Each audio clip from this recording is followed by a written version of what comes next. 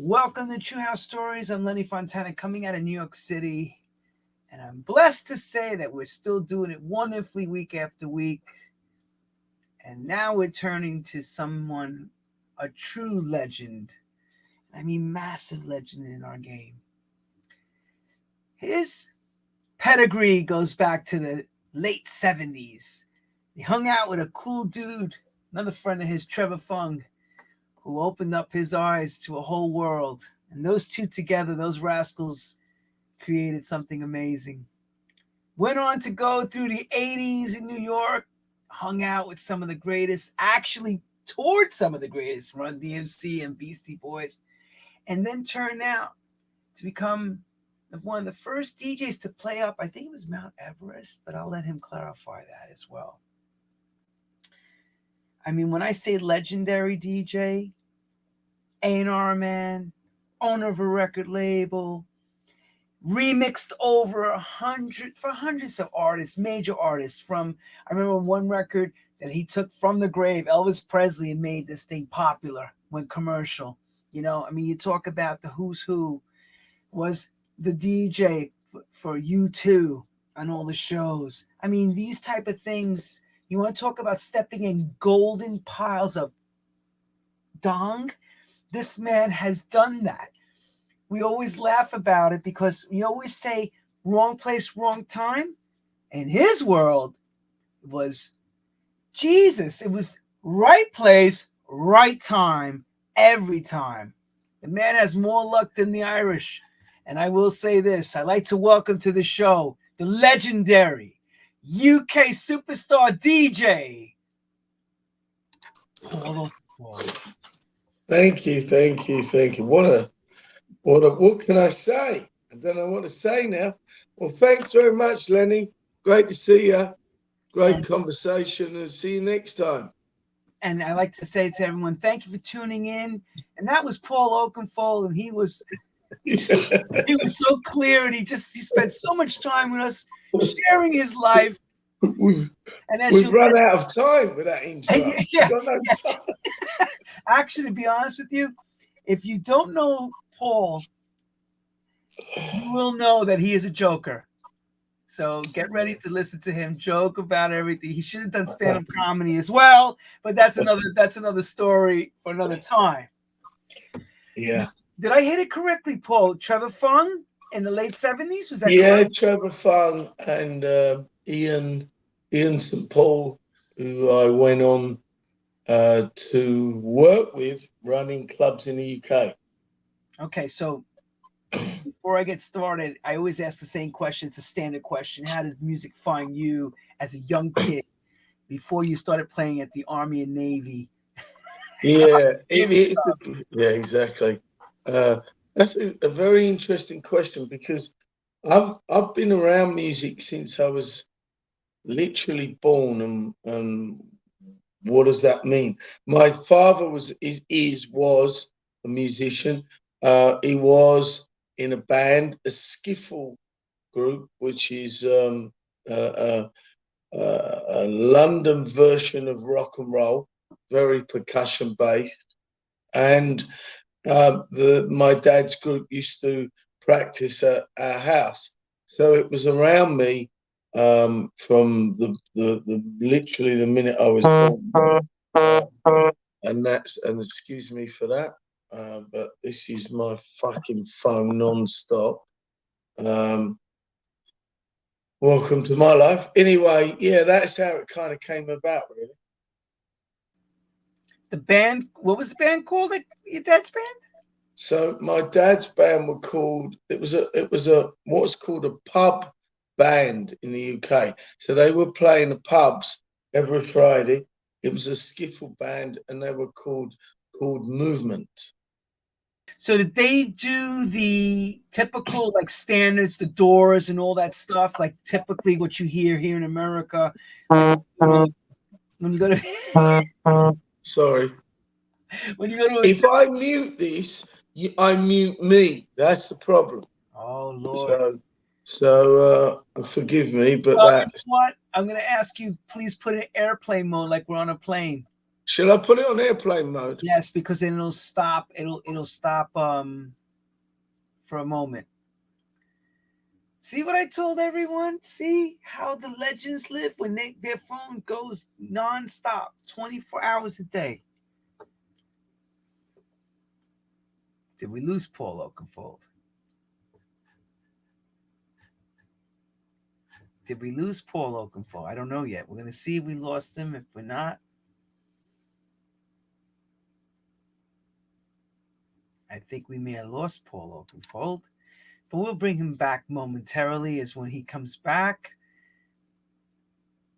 Everybody that understands and knows, how this life is, you constantly, when you're running different operations and you're a CEO and all that, you got everyone needing answers at all times. And unfortunately, is a good part and a bad part when you're trying to do an interview. And I believe I'm we're back. back with Mr. Oakenfold. We figured it out.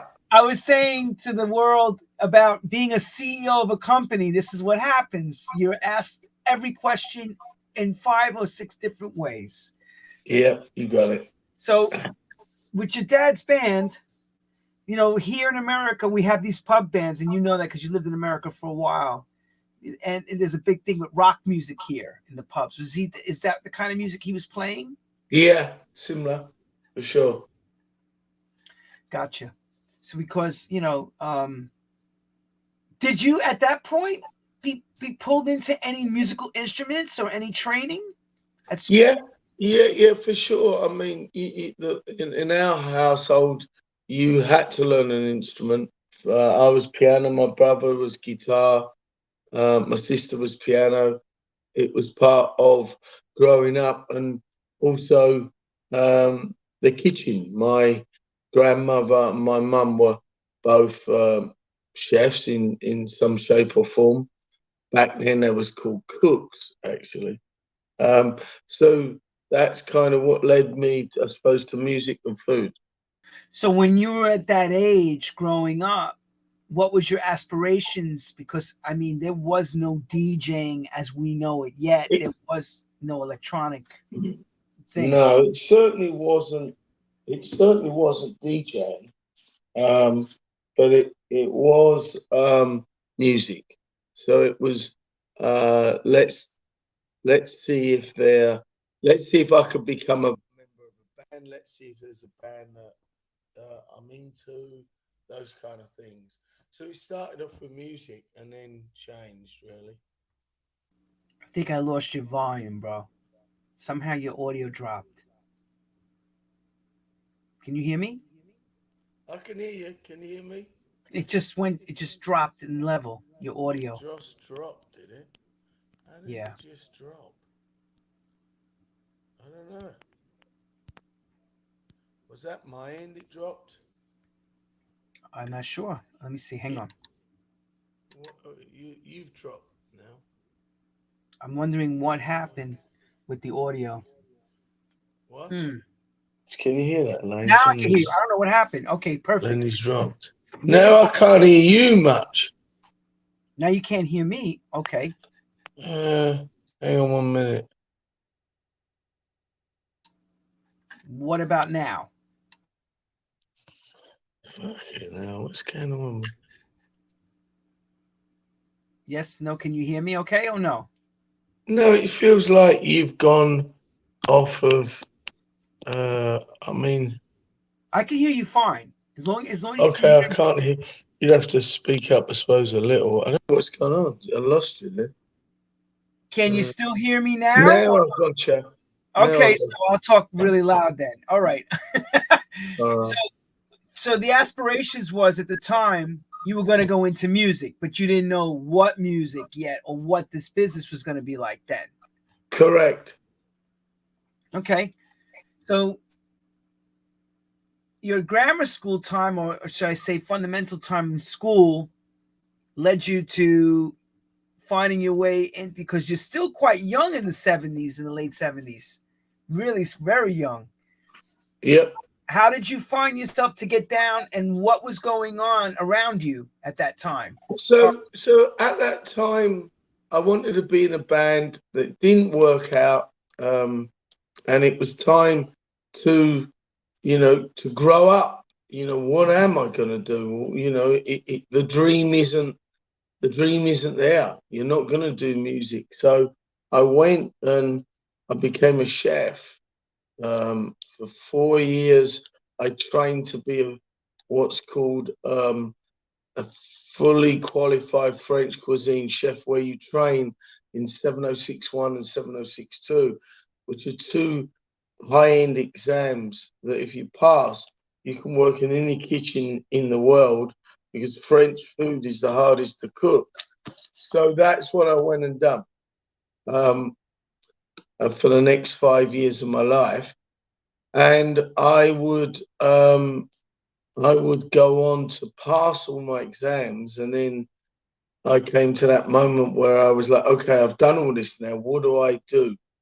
What is the next thing in my life that I want to move on to? So that was kind of it, really. Are you telling me you're a Michelin level French I'm cuisine a, I'm type of shit? a, I'm not Michelin star chef by far. No, no, no, no. I'm a fully qualified French cuisine chef, um, which is different. Michelin stars are given out to the restaurants, not necessarily direct to a chef. It's a Michelin star restaurant because it's a team. Uh, what I studied in was the hardest cuisine to cook. And why is it the hardest cuisine to cook? Yeah, tell Because us, French please. French food is based around sauces, and sauces, whether it's a béarnaise or a chocolate sauce, can curdle, and you have that one moment between making the finest sauce or making the finest disaster. And that's why French cuisine is known in the industry as the hardest cuisine to cook. And that's why when you tend to study in food, you study the hardest, so then you can go and work in various different kitchens, and you got the right qualifications to working, in great kitchens around the world. So I'm gonna guess from the way you are, you would have actually ascertained that level because of how you do things. Well, it really stems from my mum and my grandmother were always cooking, and they were chefs. So I was already learning without knowing it, just like music. If you're around something all the time, you do it the proper way it's meant to be done. So before I even bought my own set of whites and knives and went into training, I already knew a lot, as I did with music. I already knew a lot. Are you English as far as heritage, or do you have French as well in you? No, no, no. I'm 100%. Do you know what I am? I know Shall you. I share? I know you. I know you, Paul. Go ahead, Paul. Tell them. No, I'm what you call a Cockney. I was. If you're born in London within the sound of this church, and this church is an ancient church. It's placed in the East End of London. And East End of London used to be the centre. That was really the central part of London. So if you're born within that church, you're known as a Cockney. You're born within the heart and soul of London. So I'm not just a Londoner. I'm a Cockney. So Cockney boy. that's kind of, yeah. I'm real fucking English, I mate. was gonna All say, right, how you oi, oi. doing? Okay. So All what's right, mate. oi, mate? So what is your football of choice? In other words, what team, since you're Cockney, Well, East London? that's a good question, because really the team that I support, even though I was born in Mile End, I should be supporting West Ham. I don't, because my parents moved to North London, so I should be Arsenal or Tottenham, but I'm actually Chelsea, and here's why: because my dad's friend, when I was 6, took me. He was a Chelsea fan, and he took me to a Chelsea game. And you got to remember, Chelsea were crap. I mean, it's not like, oh yeah, he went to support a team that was any good. No, no, no. I went to support a team that was bad, that was terrible, and over the years they've become good. So I was there back in the day. So how the hell did you end up in Croydon? So then what happened Yeah, was see? my parents, as all parents do, want to move on, and we rented a house in East London. They couldn't really afford. I come from a working class family. So my mum had two jobs. My dad had a job. They worked extremely hard to keep me and my brother and sister in a good place. And finally, they could afford a house. So we moved to Croydon from renting the house, the other side of London. Ah, okay, because I remember hearing that you were a Croydon boy as well. So Yeah. we know the accent. It's got the Cockney accent, but it was like, where's this Croydon coming from? Yeah, so it was on the outskirts of Croydon actually. Croydon was the big shopping centre. But no, that played an important part of my life actually because that really gave me some freedom from being able to play outside because where we were originally from was just streets, cars, and it was a hustle. So finally, my parents got a house that I had my own room. I never had my own room before, so I had my own room. We had a toilet that was in the house because the toilet previously was outside the house. Uh, but that's the way the houses were But built see, back. that's people don't understand that. People don't get that. They're like, what do they mean that the toilets were outside? Because this is already the '60s into the '70s already. Yeah. And See, after World War II, you got to understand. You got to understand the bigger picture in England, or your listeners.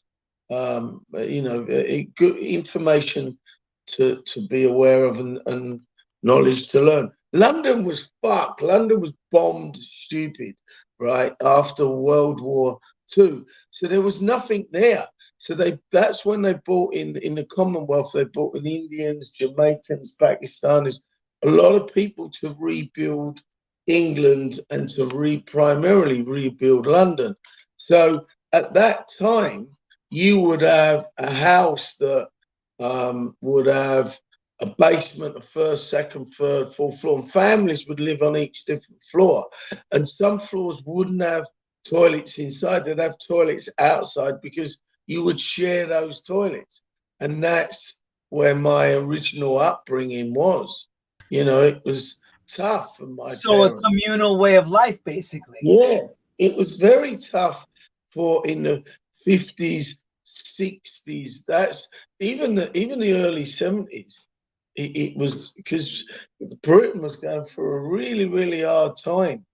That's where change came out of the UK and acid house thing started to happen.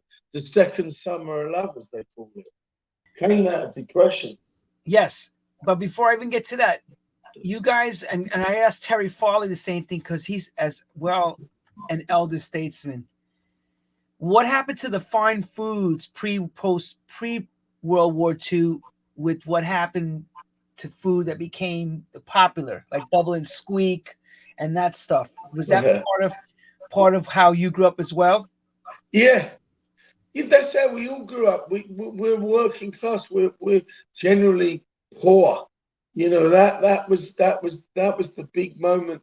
That's where change came because you had like-minded people who were going, you know what, we got to do something about this. I don't want to live my life like this, and I didn't. And a bunch of now colleagues who at the time I didn't even know. I didn't know Gary Aisman, Terry Farley, Andy Weatherall.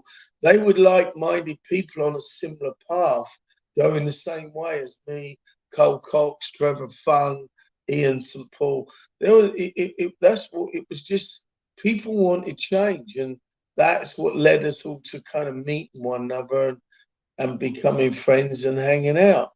That's why I have to ask those questions, because we don't know this stuff unless you tell these things. Yeah, no, Because for sure. nobody knows that what you truly live, or paints a story better than you of how it really went Yeah. down. Even, I mean, as I say to my son, it's like if you've got to put in a tremendous amount of work. You know this, Lenny. We work really, really hard. When I was in New York, staying in New York, I was sleeping on the floor, right, on a mattress in a corner of a bed, and in the summer I'd get up to go to the toilet, and I'd be treading on cockroaches. It was I had $1 in my pocket. I was jumping the fares on the trains like we all were. You got to have struggle to Damn have right. success. You Damn got to experience it. yes. Yes, You have the know, cops chasing you and all, but I didn't want to go that far yeah, yet. So you get yeah, for all right. sure. So you have this thing in your mind. You're gonna get out of poverty, of course, and you're still in London living, and you're starting to find disco and all that, and you start playing out. Take us on the trip of Paul Oakenfold, step by step. So I was there was a bar in Covent Garden. It wasn't a club. It was a bar, and Trevor Fung helped me. Trevor Fung was one of the people who gave me a break. And what was that break? Well, I would help Trevor carry his records. Trevor was a DJ. There was always a bunch of us who'd hang out and enjoy going to these places and meeting people and playing good music. And one night Trevor couldn't do it, and he asked me, would I stand in? And I did. And that was my moment. I stood in, I played my sound, my style, my approach to music. Um, and that approach was, why can't Run DMC live next to a house record, live next to a Tina Turner record or a Bob Marley record? So I was playing all kinds of music, but great music. And then that's where the owner of the bar said to me, well, look, do you want your own night every Tuesday or Wednesday, whenever it was? And I was like, yeah, thank you so much. I'd love that. So then I suddenly had my own night, and that was the birth of, I suppose, my own career as a DJ, rather than, a warm up or carrying someone else's tunes. How long did you stay at this wine bar, and what was the name of the wine bar? The wine bar was Rumours in Covent Garden, and I was there for, I suppose, a year and something, 15, 16 months. Did anyone show you the art of blending, or did you just pick it up as you were going? Um, That's a good question, actually, because there was no one really to teach you the mix, because really mixing wasn't a thing. It was a blend, because I was playing jazz funk.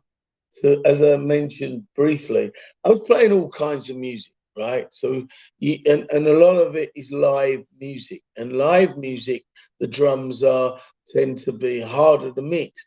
So, I would play rock, pop, soul, disco, jazz, whatever I wanted to play, and those tunes you didn't mix, those were really blends. And I wasn't playing to a dance floor. I was playing at a wine bar, so it was more background music realistically than focused on the dance floor. So it was good. And at that time in England, there was a lot of jazz funk going on. Bobby Humphries, Lonnie Liston Smith, um, Ronnie Laws, those kind of artists. And then we jumped into Maze, the Jones Girls, Luther Vandross, early Jackson 5, well, no, the Jacksons, not Jackson 5. So you could see where it was going. It was just, we were all like lovers of music. That's So why I we asked the question, because all of you talk about and revere, who's no longer with us, Froggy, and how Froggy Yeah, had a sound system and how he Froggy was came. the first. Yeah, I you know, mean, when me and you were kicking it in Melbourne, and I was listening to your stories, to Norman J stories, I really enjoyed that moment. And strangely enough, I say strangely enough because I never expected to hear those stories, but I've shared those stories, Lenny, with a bunch of people um, already. It was wonderful just to sit back and hear these stories because I don't live. I made a conscious effort to live in the moment and live in the future. And what does that actually mean? I don't sit and reminisce about all these things. I don't. I tend not to even want to play those shows where you get locked playing old music. I don't think it's not for me. So suddenly to listen to those moments and then walk away and think, oh fuck, man, they were pretty you good forget, moments. Actually, you it forget how was great actually they pretty are. good moments. You forget how great they are sometimes. They Because really were. They really were fucking great. and and life changing and compelling and really massive moments in your life that you kind of wash under a table, and because you're on this march carrying this flag, for whatever reason that is. um but there were amazing fucking times what we done and what we saw. And I was in the Grill, right? I was in a club called the Grill in New York City. I had a penny in, I had $1 in my pocket, but I blagged my way in because in America you'd have to you'd have to have an ID, as you know, right? So me and Ian, we would get these false IDs made up, and it wasn't an ID like a driving license. It was an ID saying that we were journalists writing for these top British magazines. So, and here's why we did that, because that got us into every club, every bar, and every fucking concert we wanted to get into, because we made out that we were going to do a review on the venue, right? So here's this moment. I'm in the Grill with Ian, and Bob Marley walks in. So the next minute, the owner of the club introduces to Bob Marley's team, and Ian, because he's 6'2", and we're in this nightclub and there's very little lights, he trips over Bob Marley, right? It was one of the most embarrassing fucking situations that we'd ever had, that my buddy had tripped over Bob Marley and we were meant to be interviewing him about something that we didn't even know what to say or how to even say it, because we'd never interviewed anyone in our lives. so you, I'm quietly laughing, quietly laughing. Wait, so you go in there flagging that you are a full stock journalist. Yeah, NME, New Musical Yeah, yeah, Express, and I know Melody. him. I remember NME. Remember this clearly. And it's And you crazy. want to know the irony of that. You Yeah, want to know and yeah. here's the irony of it, right? So Melody Maker and Enemy, and this is when I'm not even a DJ, I'm no one, right? I'm just blagged it, right? But here's the irony that both those, when we did get to a point in 88, 87, 88, where it exploded, right? The birth of club culture as we know it today, because it was there before 87, 88. But here's the moment where club culture changed. People suddenly started to look at the DJ. Everyone was focused on the DJ and the music that he played. And that was the birth of the culture as we know it today. The only difference is they got a fucking mobile phone in your hand now, right? But you're still looking at the DJ. You're still all about the DJ. And that was the beginning of it. But here's that moment. There was two magazines who said, "Oh, it will never happen. They don't know what's going on. It's this, it's that." Was MNE, and Melody Maker. It was Bingo, both those magazines that bingo. said that slagged off our scene, that said, you guys, DJs are shit. Bands are the way forward. You know, DJs this and that. That's right. I remember that. That's right. I don't know why. I used to run around New York saying I was, and they would just constantly give us a hard time until I started remixing half of the bands. I was remixing. Yeah, but here's the thing. Here's the thing people want to know. You know, you did the blagging. At that time you were in New York, those years before you went back to London, okay, to start working as A&R, a champion. What were you doing? How did that happen that you transitioned from working at a company in Harlem to getting into the record industry? Oh, I wrote before I went to New York City, and I went for a 2-week holiday and stayed a little longer. That's the story. But how did I get to that? I wrote to every single record company in the UK, as you did in those days. So I finished as a chef, and now I'm like, I've got to go back. I've got to try and get into the music business because I don't want to live a life of regrets. Going, oh, I wish I'd done it and never done it, and I had to do it. So I wrote to every record label, and every record label turned me down. Right. So I'm like, okay, now what do I do? Because I know what I do. I go to New York because it's the heart of dance music, disco, whatever. And I will hang out and see what goes on. I've got enough money in my pocket to last me a little while, and I'll go. So as soon as I was there, I was on the hustle. I would go to I'd go to Profile Records. I'd go to Prelude Records. I go to West End Records. I go to all the little independent labels and some bigger labels. I went and saw Bobby Shaw, who was at Warner's. I was still doing it. Great man, Bobby Shaw. I go to all the promotion companies. Brad LeBeau. I go and meet up with all these. I go to For the Record. And I'd be, hey, what's going on? You know, and I can help you. And they'd be like, what do you mean you can help us? Well, I know the record companies in the UK, and if you want your record signed in Europe, I can help you, right? But I didn't really know the record companies in the UK. I just pretended I did. I blagged it. I made the job. I created the moment. So they would give me the records, and then when I went home, I went and knocked on these record companies' doors and said, listen, guess what? I can get you promos of American records before you can get them, and you'd have to go and buy them in the record shop. And they were like, you can? And so I had the advantage over everyone because I played them both against one another, and I was the middleman. And that's how I ended up getting a job. Champion Records hired me. This is what I want people to know, that it's all about the art of the game, of knowing how to play this game, dude. I played them both against one another, and I was a middleman. It was a shakedown.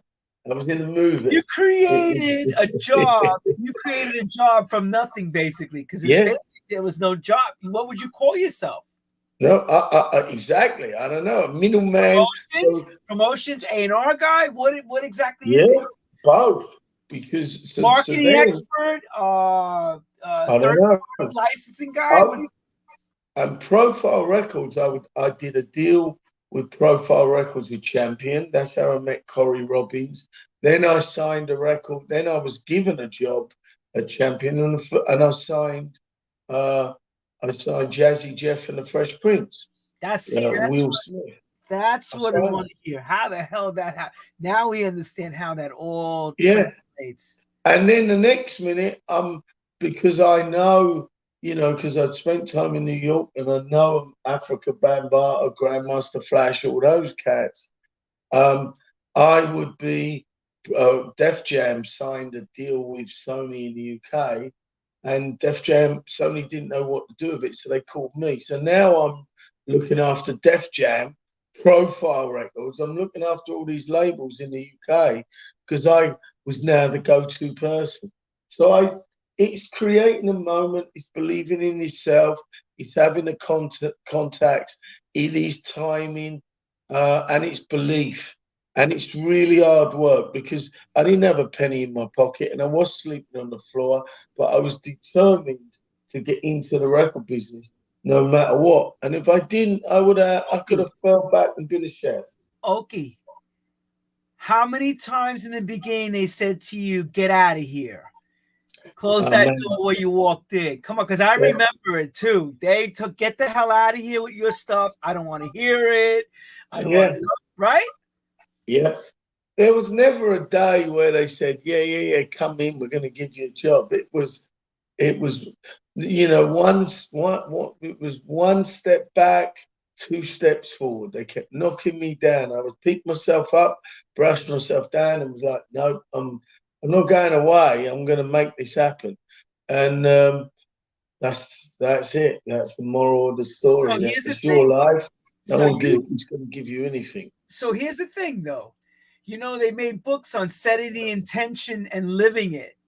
You were doing it before it became en vogue. You basically went after something. You said, I want this and I'm going to get it no matter what it takes. And that's the drive that I think that these kids today don't understand that drive. I agree.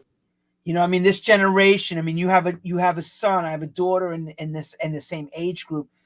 They want it, but they don't realize, like you said, dusting yourself off and hearing the no, but it actually you're hearing it as a yes. You're not Yeah, being turned away. You're yeah, saying F you to the system. I'm gonna get what I need to get. I don't yeah, care. yeah. I Exactly right.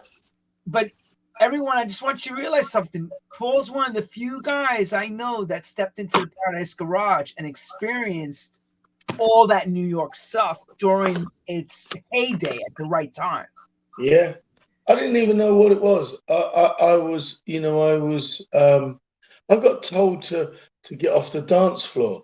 It was, I'll never forget this because it was a true dance floor where you go to dance. I was so in awe of where I was, what I was doing. I was just standing on the dance floor, and I was told to get off of it, and I was like, "Oh fuck, man!" I understand.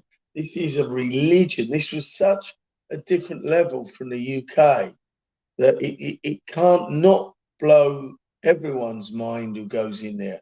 The approach to DJing, the story that the DJ told, the length that he played, the sound, the people, the experience, the anticipation of walking up that slope to get to the dance floor in this venue that really isn't a club. I mean, it was a moment that was turned, a place that was turned into a space with a sound system. I mean, clubs weren't like that in the UK. They were frilly moments where you'd stand at the bar, sound system was okay, we'd all be drinking, girls would be around their handbag dancing, and the DJ's in the corner, and no one gives a fuck. This was like, what the hell is going on here? It was a big moment, I think, for so many people. Have you seen Madonna's latest tour? The opening. She's got the ramp. She's got the top of the ramp. I saw it. She's got the Paradise Garage. She's got the The membership doors. cards. The I was doors. like, man, where's my membership? I Yeah. even got one of the old T-shirts, right? But we don't. I mean, you know this better than half of us. I mean, we're the English who came over. You lived it, breathed it, was in it. It's and the same with me in my clubs. I mean, there's some original T-shirts from Spectrum and Future that like £200, and I'm like, man, have I got any of those? I can't find none of the original stuff. It's a moment that you look back on in your life and think, wow, that was a moment. Everyone, let me make this clear. Mr. Oakenfold is one of the last to give Mr. Levan a remix that he had to do Yeah, with him. He's the yeah, last, and we were talking about that We've always talked about that. So Larry Levan came over to the UK, and I I knew Larry at this time, a fan, everything and more, right?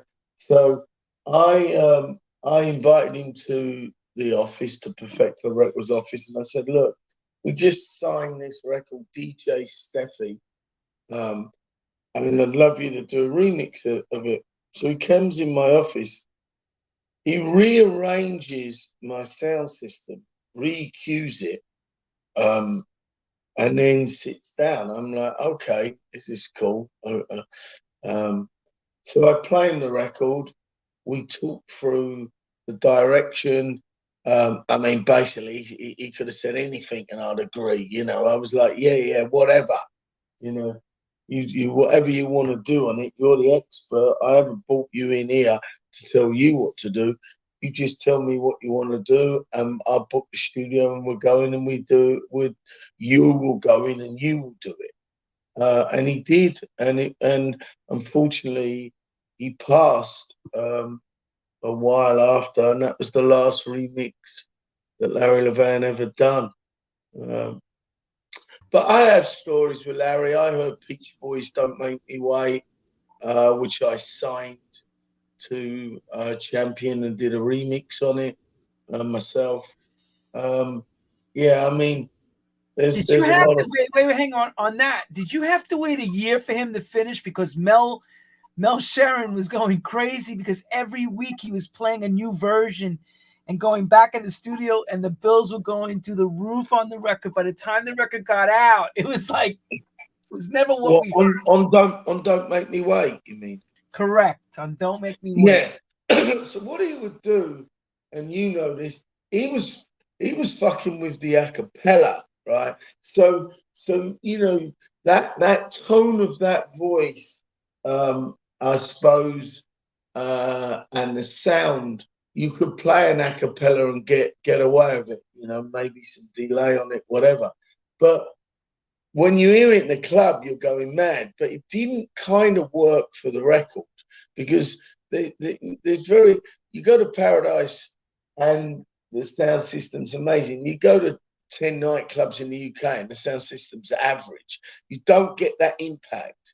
And you realize that as you become the DJ and you play, every time I'm at my residencies, whether it was at Ministry of Sound, Cream, home, wherever, the sound systems were fucking awesome. You could manipulate a record, you could play on a sound system that you could drop an a cappella and let it go to quiet and make the room pitch black, and the anticipation of the crowd would you could really ride that. Now, that's only at great clubs. You can't really do that at certain clubs that ain't got a sound system. That's right. Those small places, it don't cut it. Yeah, it just doesn't work, right? So when I signed that record to Champion and I remixed it, I was like, look, we can't have a moment where it's just an a cappella and space. Won't work. We need rhythm underneath it to try and cross that record in the UK, because we were the UK. It was still an underground movement. Even in New York, it was an underground movement. I mean, it was big for us, but it wasn't mainstream pop. Right, and that's the difference. But you definitely did have a movement in the UK to support a dance record, even at that time. Yeah, I mean, the Sounds of Blackness. I remember when I first got that, and because I was getting all these promos. I was a member of For the Record Pool, so I would get my box of records weekly, 6-7 weeks before everyone else, as DJs do, before. And what I mean by everyone else, is before it was on sale. So I could play a record for 8 weeks and people would go fucking mad for it because they couldn't get it anywhere. Right. So you had time to see if this was like even those records, that the obscure stuff, to work a record for a while to see it's something that you want to pick up. Yeah. Your label, right? Correct. So in that time of Champion and all that, when did you find yourself getting out to that small little white island called Well, I was going to that white island. I was going to Ibiza from probably. Well, I started working with an artist called Divine, and Divine was a 22-stone transvestite out in New York who was a character, to say the least. He was doing film and he was doing music, and I worked for a company called Rush Release after Champion, and we promoted that. My job was to take. We were a promotion company like Brad LeBeau's company, so I would be working Wham, Spandau Ballet, Culture Club, Human League, Divine. I'd be working all these records, all these bands. So they asked me to take Divine to Ibiza to perform at a club called the Coup Club. So that was mid 80s. This was before Ecstasy and before Acid House. That didn't come until 87. Was that at that time still, as we know it, the mecca of Europe as far as the go-to for dance revelers, or was it still underground? No, it was very European, not as many English, and it was very bohemian. It was a landscape of entertainment where you go dance. The clubs would be open air, and the DJs were playing, all kinds of music. It was inspiring. I mean, the DJ Alfredo, who was the resident of Amnesia, Caesar, who was the resident of Coup, Pepe, the resident of Pasha. These were the pioneer DJs that really, you go to that island and you would hear play every night. And so then give us now the point of when you Rampling and that story of how that all came So together. so I was going to Ibiza for my birthday because Trevor and Ian were there. So I invited Danny, Nikki, and Johnny to come with me, and then then we the rest is been well documented. It was 1987. We saw the light. We had a moment where we really realized that this was something special and we wanted to continue it. So we took it back to the UK with that spirit and energy, and was like, what we're doing in Ibiza, we're going to do here. We're going to open a club and play music and have that same moment that we didn't want to lose. And sometimes you get 4 kids, and we were kids who think we can do it, and somehow we did it. We went to, I didn't own a nightclub. I didn't have enough money to put on a night. We just went to a venue and said, listen, what's your worst night? And they're like, Monday. We're like, can we hire Monday night? And we had enough money to hire it. And then we made flyers and went out and promoted it, and I DJ'd at it. And that's how it started. It wasn't easy. When you talk about the Ibiza part, was that a series of parties or a season before you came back to doing this in London? It was one season, really, and then we came back and we did it. Yeah, because how people read it is they say, oh, it sounds like they did 1 or 2 big events and found Jesus. You found Jesus at the Joshua tree, and we're going back, and I want to bring Jesus back with us to London. You know what I mean? And create a church, because in essence, that's what you do, right? Well, I mean, exactly. It was a church. It was every week people would come, and it was a moment. It was definitely a moment. Were you a great moment as well? Well, also don't forget at the same time you had the North doing their thing at the Hacienda, while you guys were in the South doing this thing. Let me guess, Shroom? Was it Shroom as well? No, that was in London. The Hacienda was they were doing their thing. Yeah, I mean it was exploding all over the country for sure. It was a big deal. So where is your moment now that you break out, and now we get to know not Paul Oakenfold is behind the scenes. Well, now at this time I'm uh, I'm the resident DJ of the two of the biggest clubs. Um, so I'm playing Thursday, I'm playing Monday, and I have Friday and Saturday. I go out, I hang, and I start playing all the festivals.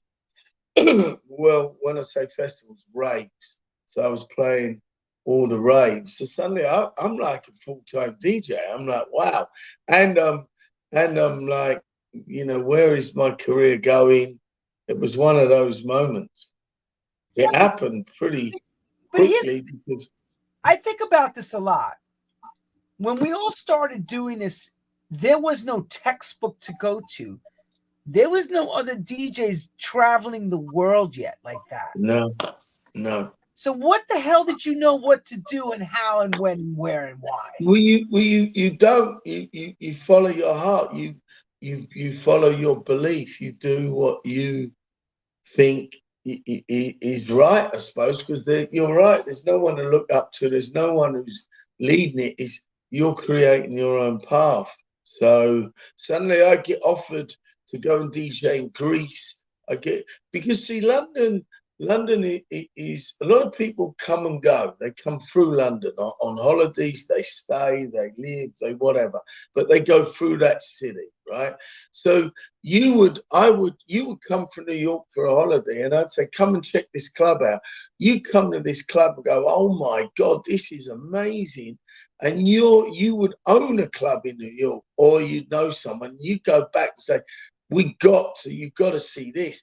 Let's bring over the DJ. So suddenly I was getting asked to go to Australia. I was getting asked to go to Greece by these local promoters. So they paid for me to go and play this music. And people never heard this kind of music or this kind of style. And it was very uplifting and emotional, and it just right time, right place, I suppose. And It that's worked. there was no cell phones. There was no No, video. There was just pictures maybe of people taking of you when you were playing. yeah, How yeah, does and again, you're writing a story. Now it's normal. Now it's normal to do all this. Travel, jet set, do all these things. yeah. But back then, what and how do you get to the point that you're DJing, of course, everywhere? And what is the driving force for you to create your own branding record label? Because you're one of the Well, first to do that too, as well.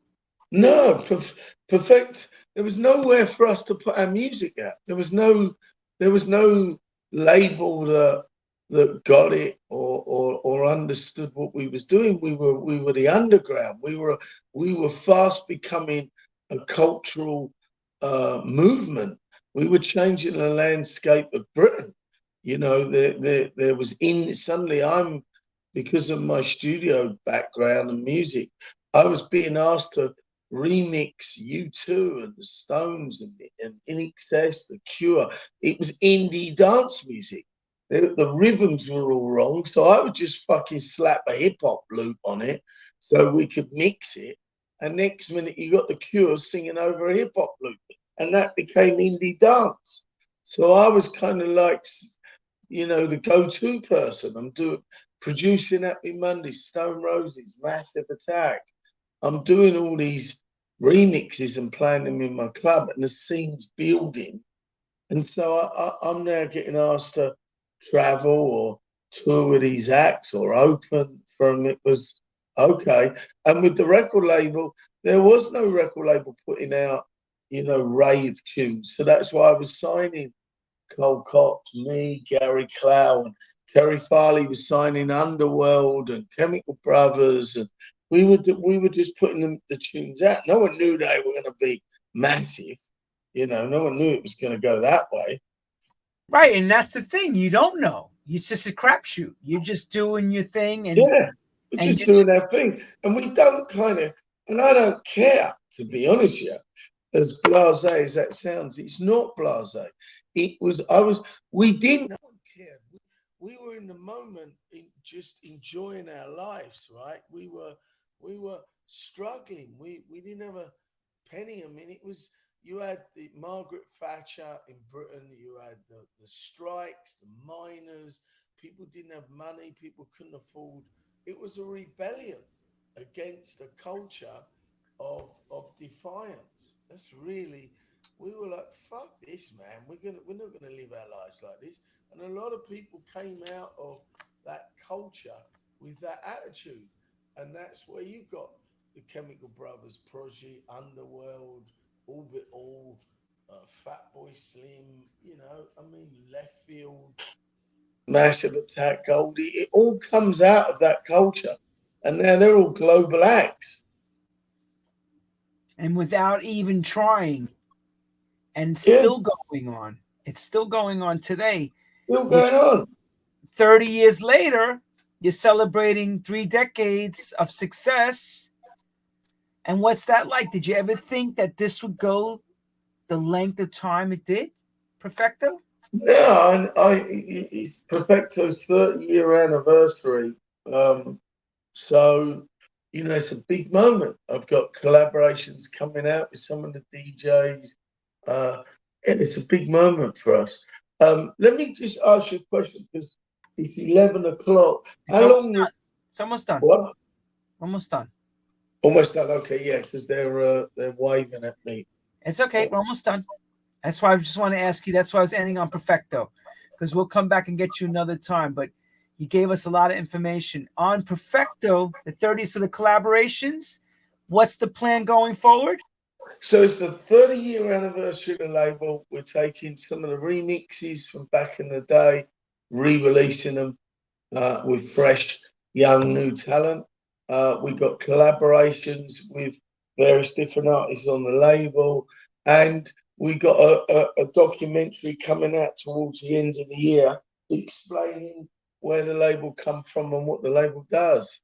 And don't forget, also make sure you pick up the autobiography of Paul Oakenfold, Thank you, sir. because we need to make sure we support our artists, and he is an artist. But one last question before I let Yep. you go. What was it like climbing the mountain? You're one of the only people I know to ever do that type of situation, a set, playing up. We didn't know. We set off. A friend of mine came to me and said, would you be up for doing a show on Base Camp Mount Everest? And I said, yeah, based on you could fly up there, play for 1 hour and fly down. And then I thought, I can't do that. That's cheating. I gotta do it. So I trained for 6 months. We didn't know if the equipment would work. We made a documentary that's on Amazon Prime. It's funny actually, because it's 7 guys out their comfort zone trying to pull off an event, which we did, and we raised nearly $90,000 for children in music. And it was one of the most rewarding things I've ever done in my life. Was it dangerous? It was very dangerous, yeah. See, I want people to know that you're a safari and you're also a jungle man. You do it all. That's why we love Paul Oakenfold. I No, told you, no, no, that. he's a junglist. He'll do Africa. He'll take you on a you, journey. you name it, I'll do it. Where we You going name next? it. Name the price. He'll be there. He will do it. I don't know Yeah, under what condition you're gonna get him, but you're yeah, gonna get him. exactly. On that Yeah, note, everyone, I want to thank Mr. Paul Oakenfold, who I love and adore with all my heart. thank He's one of you. my closest friends in the game, forever and ever. And Paul, as pleasure, thank you for giving your time to us at True House Stories. And one thing I need from you is please, when you get a chance, could I get a 1 hour DJ mix? Any of your flavor you want to Yeah, play. We need it for the show, please. all And right, that's I'll it, do that. everyone. Yeah, not a problem. Thank you, everyone, for tuning in to True House Stories. I'm Lenny Fontana, and that is Paul Oakenfold. We'll see you next All time. right, take care.